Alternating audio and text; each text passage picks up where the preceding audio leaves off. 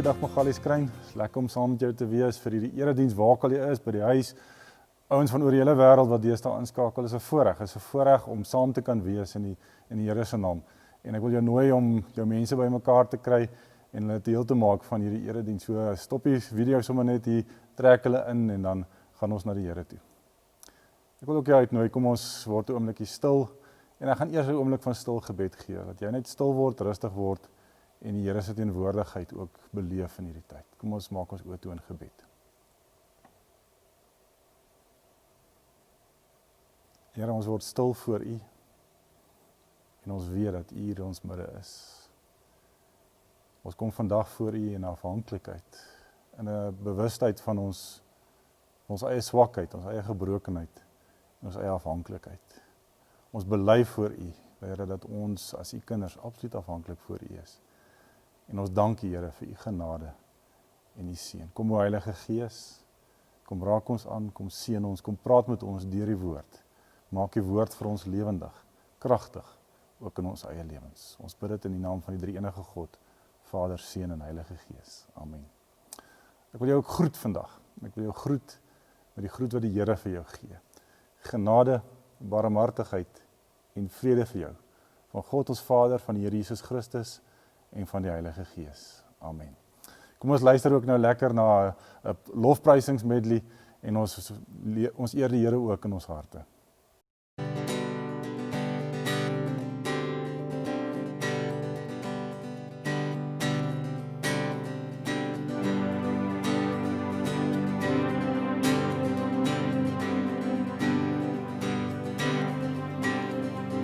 Wie kan die zon onderhouden? Wie kan die hemelen bouwen?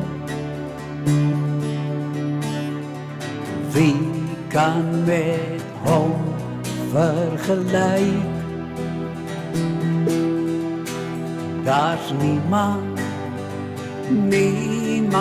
zoals Hij. Wie kan die rooi zien schijnen?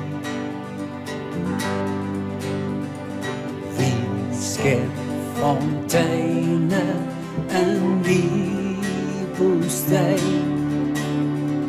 Wie is verkeerd en altijd een beheer? Daar is niemand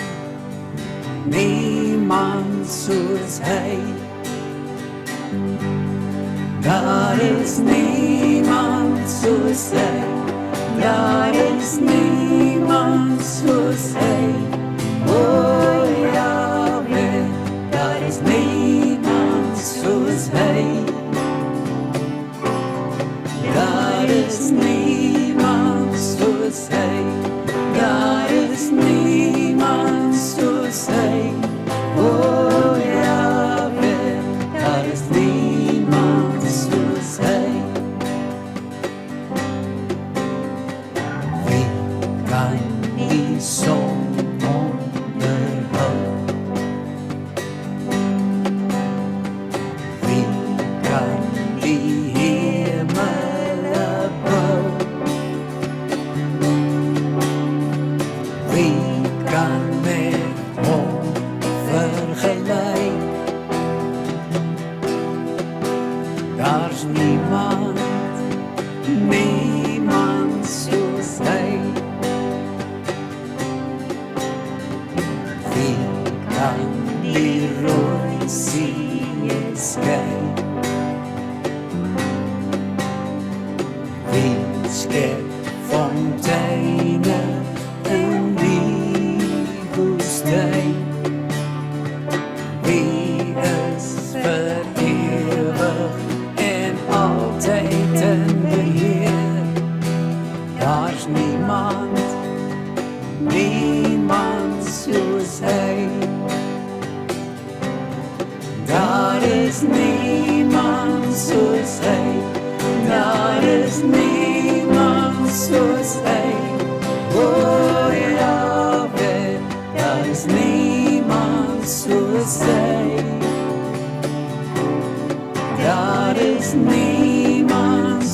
soos hy. Daar is niemand soos hy. O Jahwe, daar is niemand soos hy. O Jahwe, daar is niemand soos hy.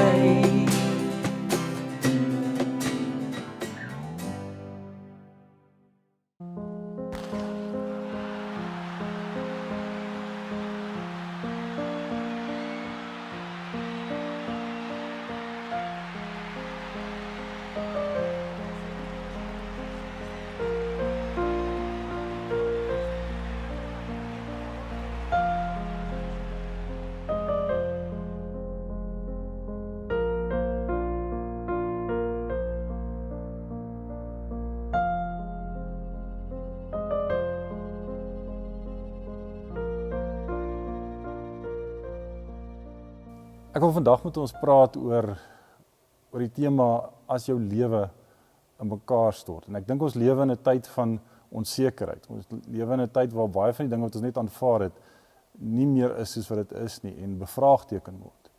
En dit gebeur soms dat dinge tot stilstand kom. Nou, as jy 'n Olimpiese atleet is en is Olimpiese spele, dan daag jy nie net op die dag op om te hardloop nie. Jy mag al die talent in die wêreld hê, die beste Olimpiese atleet wees, maar om sukses te behaal, vra absolute toewyding. Dit moet die fokus wees van jou lewe. Jare se oefening, tyd op die baan, tyd in voorbereiding, byeenkomste wat jy moet gaan bywoon om die beste te word. Jy moet deelneem, jy moet baie dinge opoffer. As jy dus die dag by die Olimpiese spele opdaag en iets skielik skeefloop op daardie dag, dan is dit 'n absolute tragedie. Dit is verpletterend vir mense. En dit was presies wat in 1992 met Derek Redmond gebeur het. Hy was 'n 400 meter atleet en hy was een van die gunstelinge vir die medalje in daai item. En hy was besig om deel te neem aan die semifinaal om te kwalifiseer vir die finaal, om te kwalifiseer om die medalje te kan wen. En hy was in hierdie wedloop meer as halfpad deur, op pad om te kwalifiseer. En toe gebeur al iets ingrypend. In die absolute toewyding om voor te kom, het hy alles gegee, volspoed gehardloop. En daar op daardie baan, wat hy so goed ken, gee sy liggaam in. Hy skeer 'n duispier. En daar's 'n klap, en intense pyn, en in 'n oogwink kom sy hele lewe, sy droom, tot 'n totale stilstand. Hy verloor alles waarvoor hy gewerk het. Hy eindig op sy knieë op die atletiekbaan, verpletterd. Die lewe kan hard wees. En dit geld nie net vir atlete nie. Slegte dinge gebeur met mense, gewone mense. En dit kan ingrypend wees. Dit is maklik om te sê dat 'n gelowige dat as 'n gelowige dit jou nie moet pla nie. Glo net in Jesus en alles sal reg wees. Jy sal gelukkig wees. Maar is dit regtig so eenvoudig? Dit klink mooi. Dit klink vroom, selfs gelowig. En mens sien baie keer in moeilike omstandighede dat mense so praat. Iemand gaan deur een of ander geweldige tragedie en dan kom die troos. Moenie bekommer nie. God het 'n plan. Alles het 'n doel. Mense wat dit sê, bedoel dit gewoonlik goed. Maar die boodskap wat maklik kan deurkom is dat swaar kry nie saak maak nie. Jy moet dit net hanteer. Dat jy moet uitroep in jou lewe, alles is eintlik goed, alles is eintlik reg, al voel jy nie so nie. Al is jou wêreld aan die krummel in daardie oomblikke. Al voel jy kan ook nie aangaan nie. En wat gebeur dan? Die volgende stap is miskien skuldgevoel. Hoekom kan ek hierdie ding nie hanteer nie? Hoekom is ek af? Hoekom is ek so depressief in my lewe? Hoekom voel ek stikkend, desperaat, moedeloos? Hoekom kan ek nie verby hierdie seer of mislukking kom nie? Is my geloof dan nie goed genoeg nie? Is ek as mens nie goed genoeg nie? Is ek dalk nie sterk genoeg nie? En daardie skuldgevoelens breek mense verder af. Wat maak ons met hierdie emosies? Wat maak ons met die met die swakheid van ons eie menswees, en ek dink jy weet waarvan ek praat, want elkeen van ons het iets daarvan in ons eie lewens. Toe ek hieroor sit en dink, toe vra ek myself die vraag, het Jesus ooit negatiewe emosies gehad? Was hy hierdie perfekte mens gewees, wat altyd geglimlag het, altyd gelag het? Was hy ooit af in sy menswees? Was hy ooit depressief? Of was hy altyd bly en positief? En as hy dan af was, hoe het hy dit hanteer? En toe kom daar 'n sleutelverhaal in my gedagtes op. Die tuin van Getsemane. Getsemane vertel vir ons van Jesus se emosies, van sy menswees. En dit praat van ingrypende emosies in sy lewe. Dit praat oor Jesus se angs en sy hartseer. Die Getsemane verhaal word in die 3 evangelies vertel. Nie in Johannes se evangelies nie, maar in die ander evangelies. Maar vandag wil ek lees uit Matteus. En ons lees daar hoofstuk 26 vanaf vers 36. Daarna kom Jesus met sy disippels by 'n plek met die naam Getsemane. En hy sê vir hulle, sit hier terwyl ek daar gaan bid. Nou, Getsemane was 'n tuin. En Jesus het pas met sy disippels gepraat by die instelling van die nagmaal. En hy het vir hulle vertel, eerstens dat iemand uit hulle eie geleedere hulle hom gaan verraai. Hy het eintlik vir Judas aangewys. Maar hy het ook gesê dat die ander hom gaan verloon. En wanneer hulle by Getsemane aankom, dan is sy disipelgroep omgekrap. Want hulle wêreld is besig om geskit te word, is besig om in mekaar te sak. Na die absolute hoogtepunt van die nagmaal is daar die laagtepunt wat nou besig is om aan te breek. En dan gaan hulle na Getsemane, 'n tuin, net buite Jerusalem. Hulle sê dit was so omtrent seker so 900 meter buite die stad se poorte. En as jy Lukas evangelie lees, dan kom jy agter, dis 'n plek waar hulle gereeld gegaan het. Dit was waarskynlik hulle plek van gebed, van afsondering wanneer in Jerusalem was. En dan lees ons verder. Hy het vir Petrus en die 2 seuns van Zebedeus saamgeneem. Toe het hy bedroef en beangs geword en vir hulle gesê, ek voel doodsbenoud, bly hier en waak saam met my. Jesus is saam met sy disippels, sy vriende, en hy roep hulle op om te bid. Die mense naby aan hom neem hy saam in hierdie tyd. Petrus en dan Jakobus en Johannes. Die mense wat die naaste aan hom is. Hy is nie alleen nie.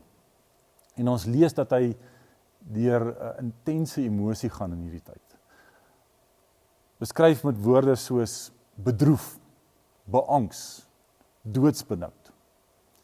Nou, dit is maklik om hier oor te lees, maar dink aan 'n oomblik wat dit beteken om doodsbenoud te wees.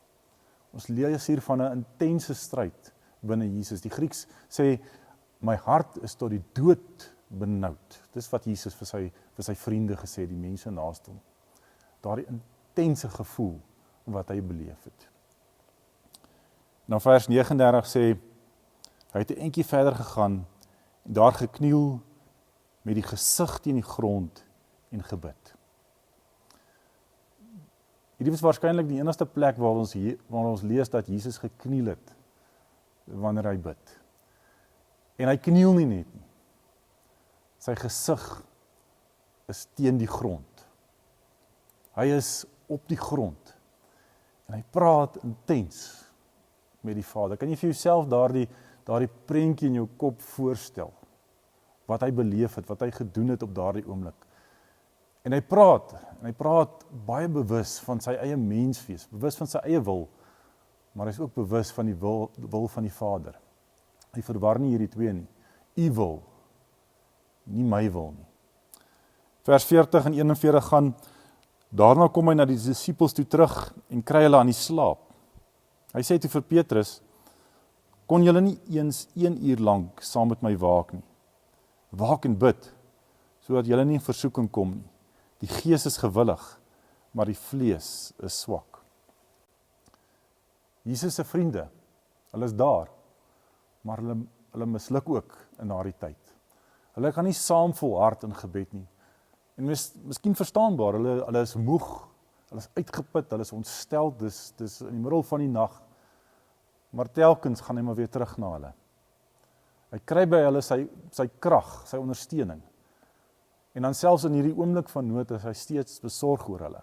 Moedig hulle aan, waarsku hulle, pas op vir versoeking.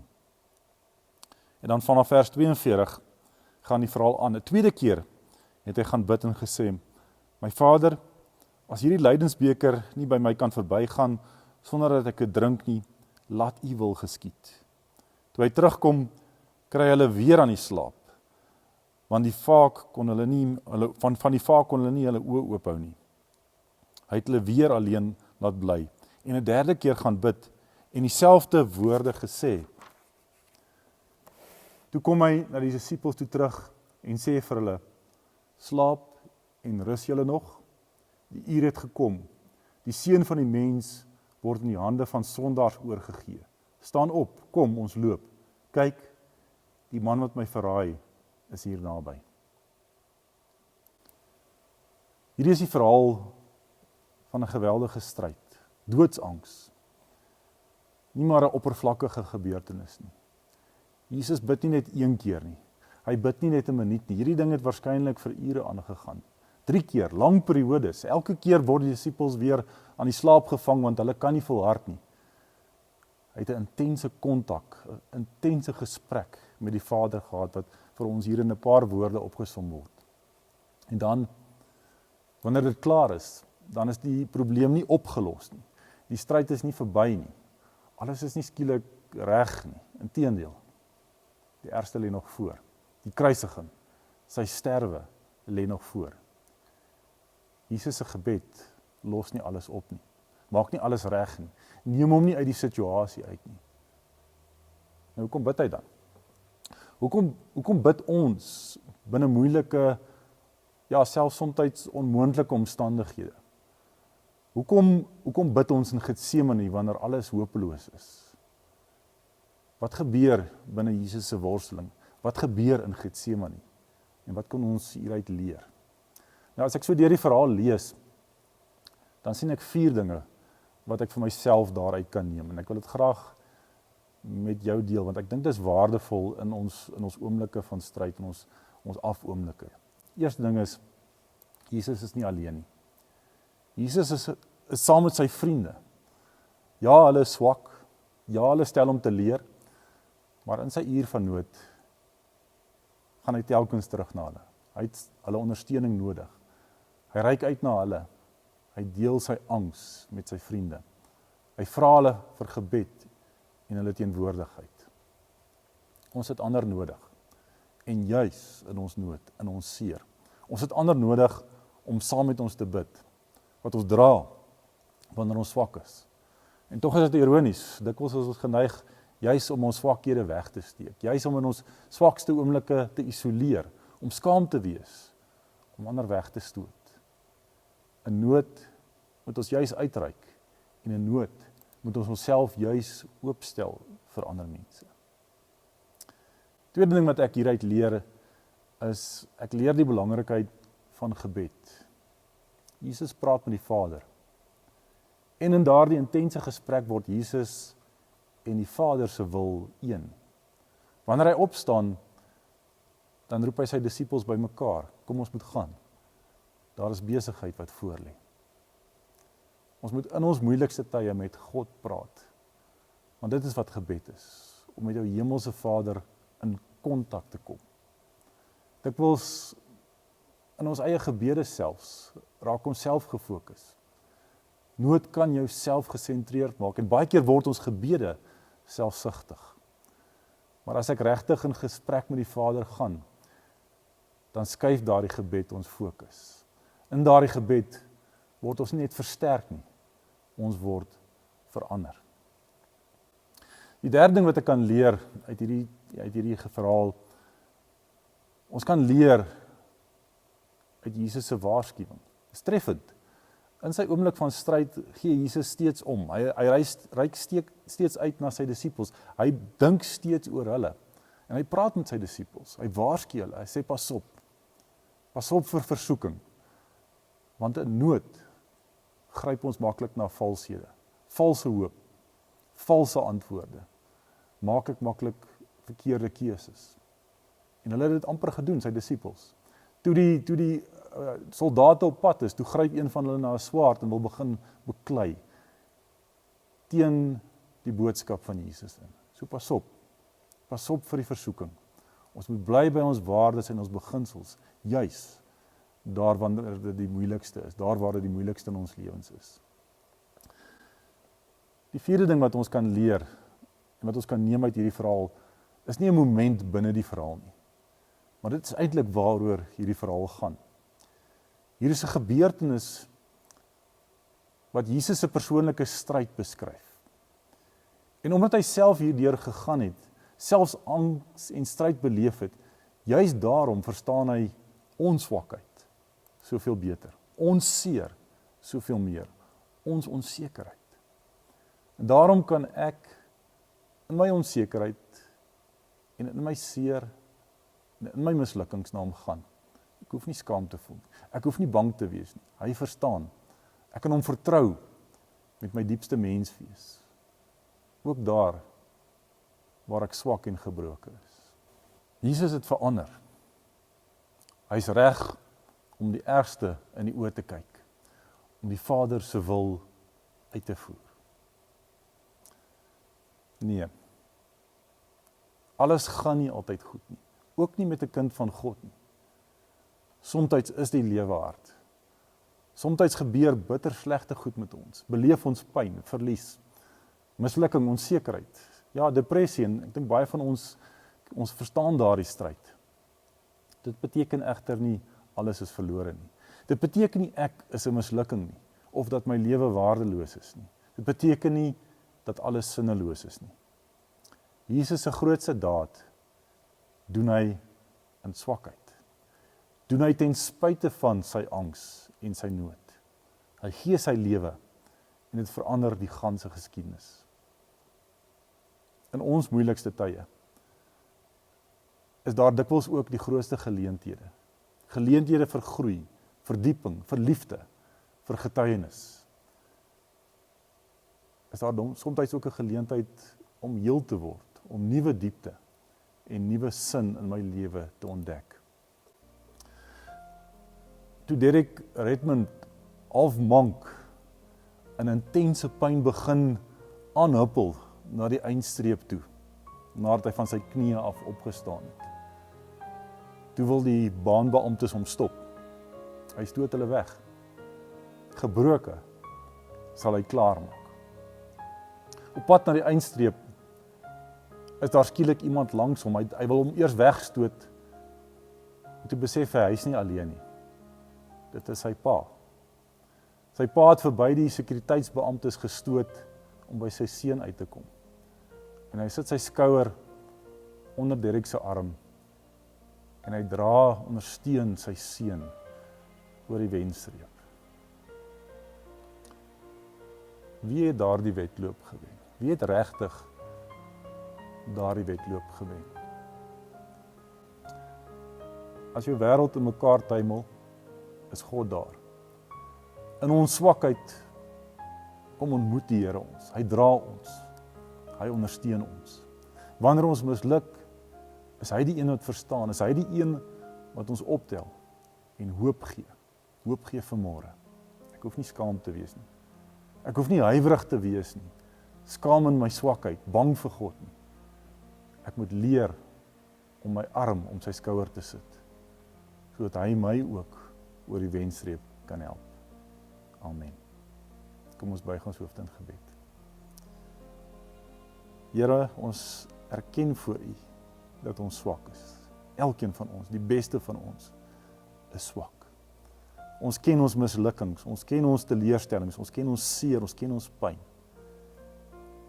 Here, dankie dat U dit verstaan. En daar waar ek stikkend op die baan van die lewe lê, dat U kom en ons optel en ons oor die wenstreep help.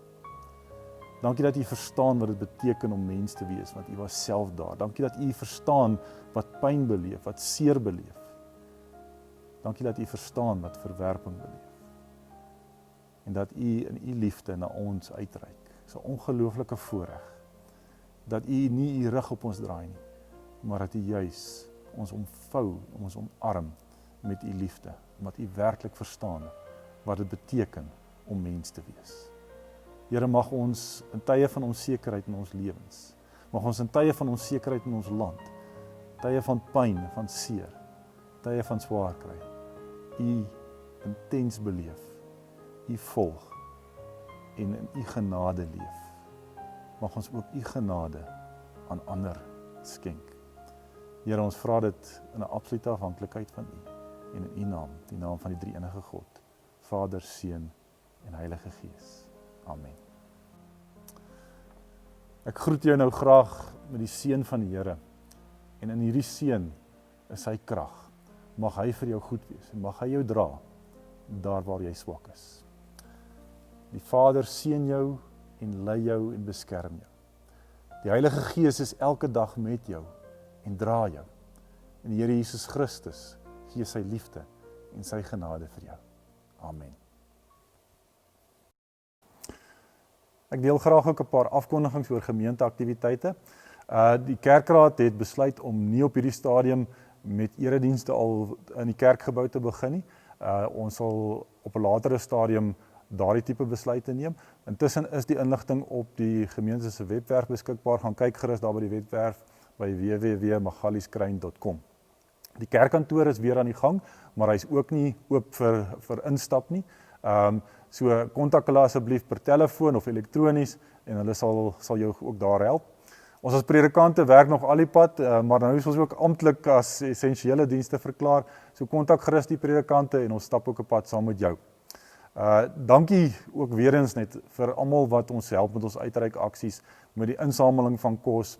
Ons kon in die afgelope tyd weer ongelooflik baie kos bymekaar maak en ons deel dit uit. Ons het byvoorbeeld was weer in staat in hierdie afgelope week om een van ons skoolvoedingsskemas te ondersteun wat uit kos uitgehardloop het, om gesinne te ondersteun. So baie dankie daarvoor. Hou aan om kos te bring na die kerk toe. Kom laai dit hier af of gee 'n finansiële bydrae en ons kan dit nuttig gebruik. Gepraat daarvan, ons herinner u aan die dankoffers. U kan per elektronies EFT of dan per SnapScan u dankoffer bring.